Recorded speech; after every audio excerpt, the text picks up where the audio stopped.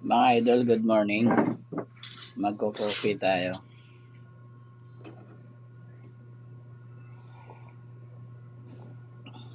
Mga idol, sa mga kapwa creator natin, sa mga followers ko na hindi ko nabalikan, tapos biglang nag-unfollow.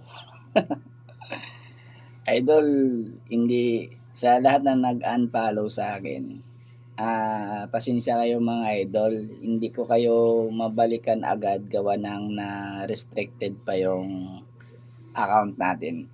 Hindi po tayo makaka-resback mga idol.